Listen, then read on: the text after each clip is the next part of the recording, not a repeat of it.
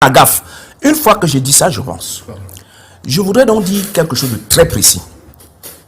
Lorsque vous avez qu'un État, ceux qui vivent à l'intérieur de l'État, c'est les populations. Et ce qui me donne la capacité d'être Camerounais, c'est ma nationalité.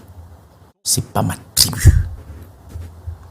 Bien entendu, je viens de quelque part dans l'espace géographique du pays. Mais je peux vivre partout où je me sens à l'aise.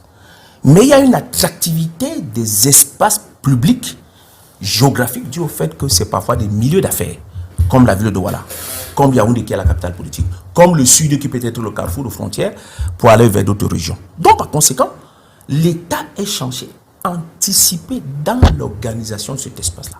Avec quoi? Hervé l'a si bien dit. Un certain nombre d'administrations doivent pouvoir préserver l'ordre tel qu'elle est établi. Parce que cet espace-là, nous contribuons tous par nos impôts pour donner les moyens à l'État de s'assurer que nous sommes vraiment tout à fait à l'aise. Et là, je pense que Maître Sekati a fait tout à l'heure de faire l'économie de ne pas dire. Maître Sekati, il faut dire les choses telles qu'elles sont. On ne peut pas accepter que c'est dans une même région que les choses se passent ainsi. Il ne faut pas le dire. Non, il ne faut pas l'économie. Parce que qu'est-ce qui va se passer?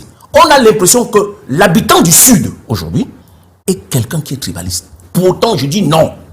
Pour ceux qui ont vécu.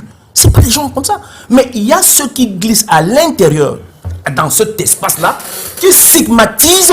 Et donc, par conséquent, on a l'impression que c'est ceux-là même, eux-mêmes qui sont là. Moi, je vais vous prendre un cas. Vous avez une ville comme Ebolova. Mes parents ont grandi à Ebolova.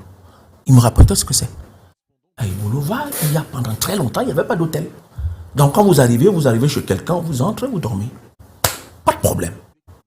Également, à la ville d'Ebolova, les gens n'achetaient pour la plupart pas le terrain. On vous donnait. Ça, c'est un autre problème. Mais aujourd'hui, qu'est-ce qui se passe, Hervé?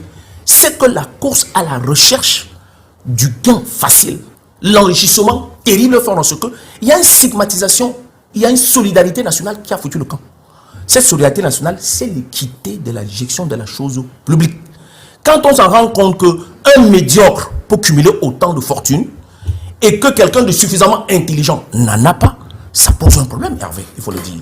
Et pour la plupart des fois, partout où il y a les humains, il y a toujours de l'insécurité. Pour autant, il faut pouvoir la canaliser. Et c'est en cela que l'on fait. Et là, c'est le problème de la justice également qui se pose.